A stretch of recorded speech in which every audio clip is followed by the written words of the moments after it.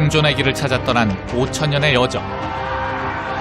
역사적으로 한반도는 강대국들의 틈바구니에서 수많은 지정학적 위기를 겪어왔습니다.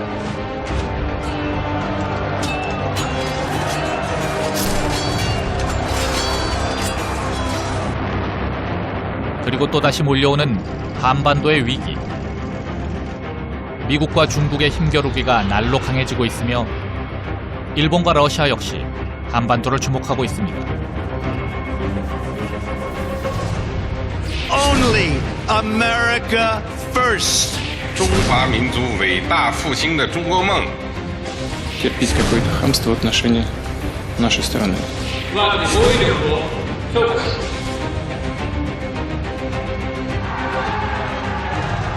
주변 강대국들과 더불어 살아가야 하는 한반도의 지정학적 위치와 숙명. 위기의 시기가 닥쳤을 때 과연 우리는 무엇을 조심해야 할까요? 그리고 대한민국의 미래를 위한 현명한 선택은 과연 무엇일까요? 이제 전 세계의 석학들과 함께 대한민국의 21세기 생존 전략 속으로 들어가 보겠습니다.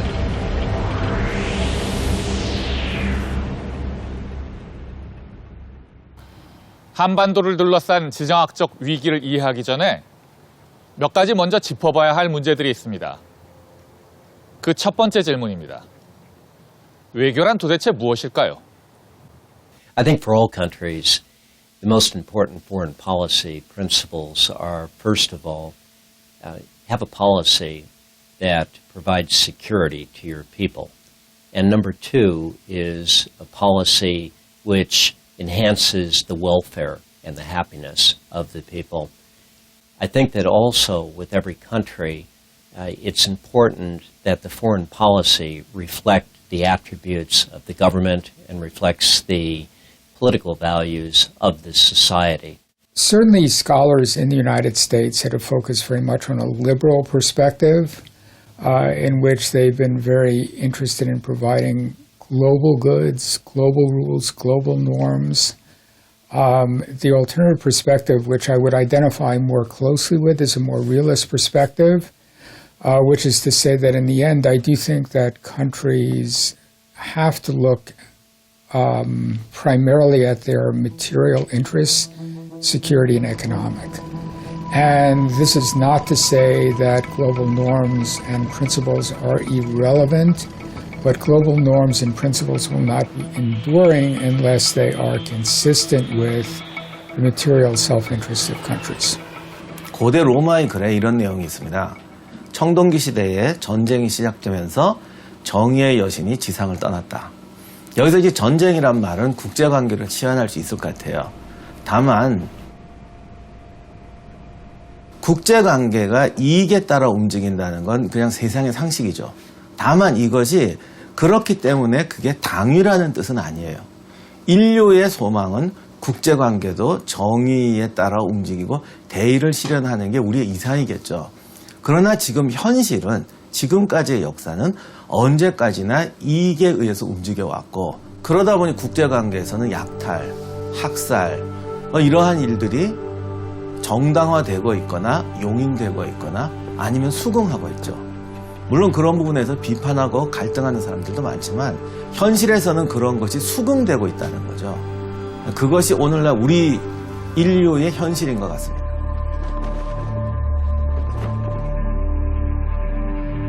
이렇게 외교를 국민의 안전을 지키기 위한 국가 이익이라는 관점에서 바라볼 때 우리는 지정학적인 문제에 주목할 수밖에 없습니다.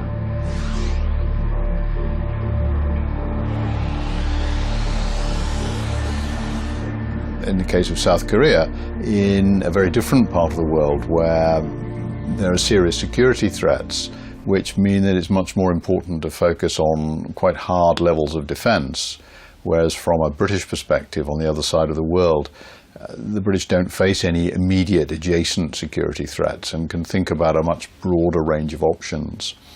So critically, it's about an intelligent understanding of where the country is, and much of that is based on an understanding of past experience. It's interesting in the case of the Republic of Korea that the Republic of Korea, by any world measurement, is a very strong country. Korea has the 11th largest economy in the world. Its military expenditures are the 10th largest in the world, and Korea, the Republic of Korea, is the 5th largest trading country. So if you would take the Republic of Korea and place it, say, in Europe, or if you'd place it in Africa or South America, it would be a powerhouse. Korea, though, located where it is in Asia, South Korea, that it's geographically right in the middle of the intersection of the geographic interests or the geographic pressures from Russia or the Soviet Union, then Russia again, China, Japan, the United States.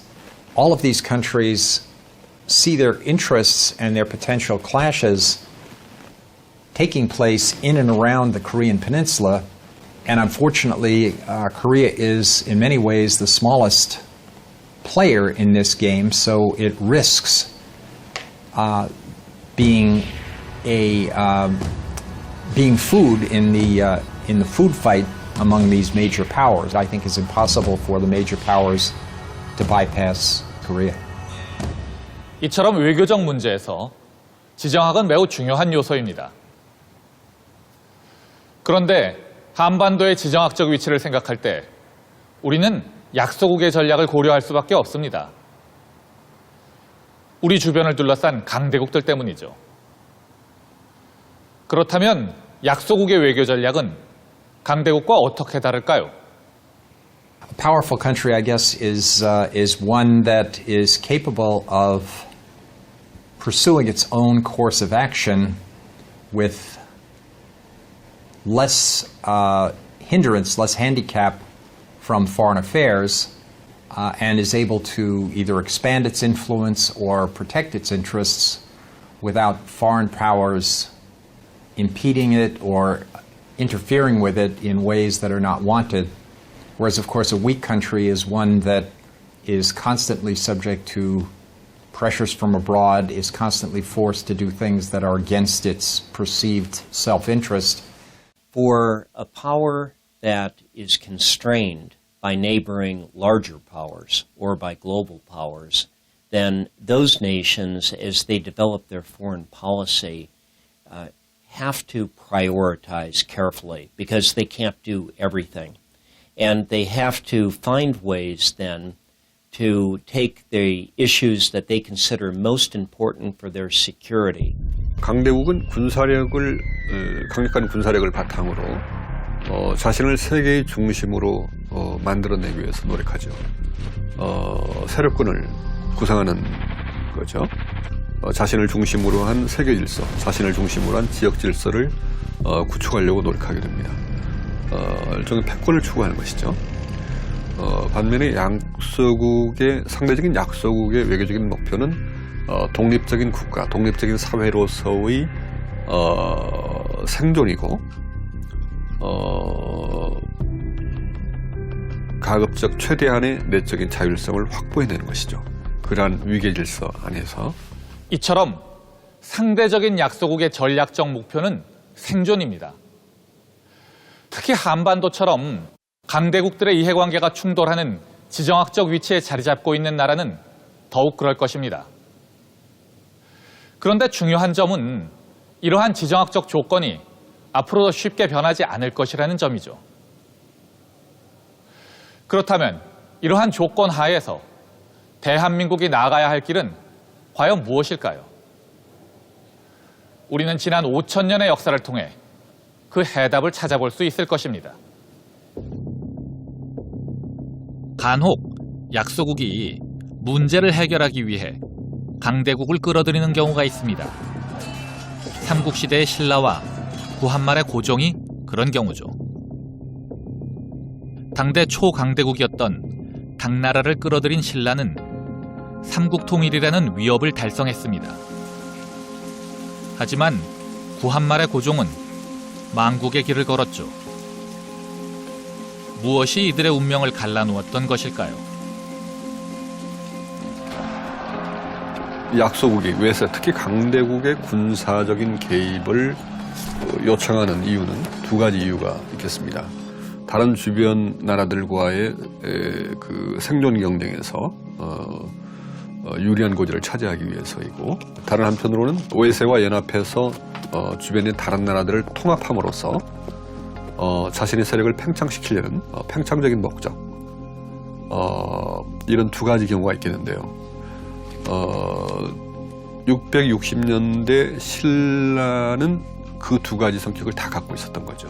이 두 가지 목적을 위해서 신라가 당나라와 연합을 했는데, 이것은 근본적으로는 굉장한 위험성을 내포했던 모험적인 외교 전략이었다고 할 수 있죠.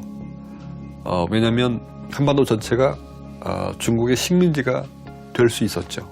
네, 668년 고구려 멸망 이후부터, 그러니까 669년에 집중적으로 전쟁 준비를 합니다. 예로 대사면, 크게 사면을 해서 민심을 수습하고, 그 다음에 그 젊은 장정들을 일부 군대로 편입을 하면서 병력 증강을 꾀하기도 하고, 전국에 있던 174개의 목장을 재분배를 합니다. 그래서 기병 강화 노력도 하고, 그 다음에 동북방에 있던 안변 지역입니다. 이 일대에 창고를 열어서 이제 구휼미를 나눠주기도 하면서 그 군사 요충지를 확보를 계속하려는 노력들을 보입니다. 그래서 신라 같은 경우는 당의 세력을 끌어들였지만 기본적으로 신라의 역량 자체도 어느 정도 갖추어져 있던 상황이었습니다. 예를 들면 백제 멸망 당시에 당군이 13만 명이 투입이 되었습니다. 이때 신라군의 총 병력 수가 6만에서 7만 정도로 추산이 됩니다. 그래서 그 6만에서 7만 정도 병력이 있었기 때문에 실제로 삼국이 통일되는 과정에서 백제 고구려가 멸망하고 난 다음에 나당 전쟁을 치를 때도 그 6, 7만을 근간으로 해서 당나라를 몰아낼 수가 있었습니다. 만약에 그런 군사력이나 경제력이 바탕되지 않을 경우에는 상당히 위험에 처해질 수 있을 것 같습니다.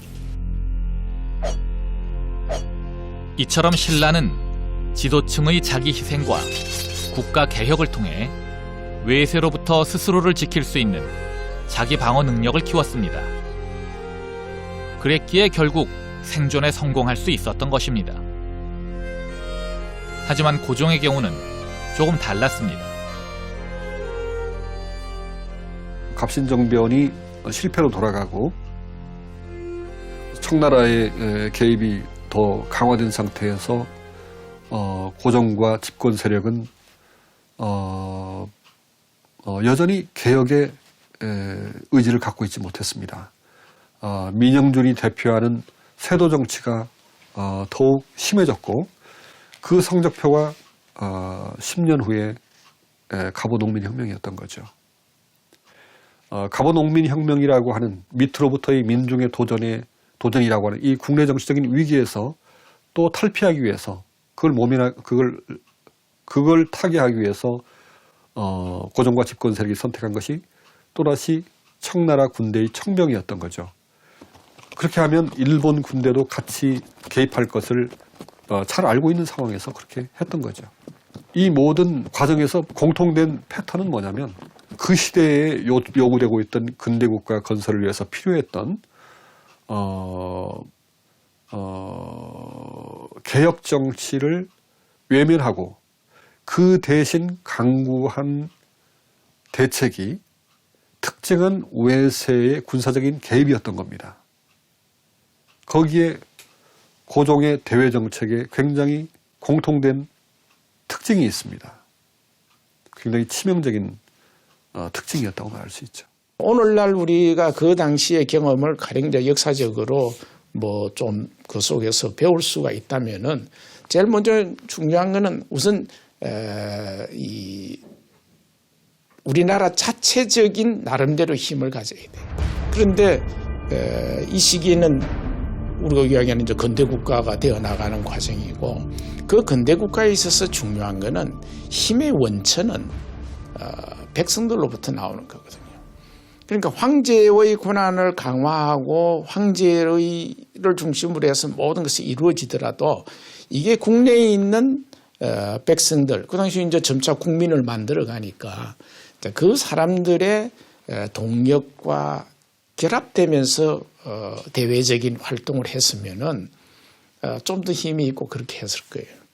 그런데 이제 뭐 좀 안타깝지만은 고종의 경우에 있어서는 황제의 권한을 강화하는 데는 굉장히 힘을 쓰고 국가의 체제를 만들어가요. 황제가 중심되는 국가를 만들어가지만은 정작 중요한 것은 백성들에게 권리를 주고 백성들을 키우는 과정은 이때는 하지 못한 거죠.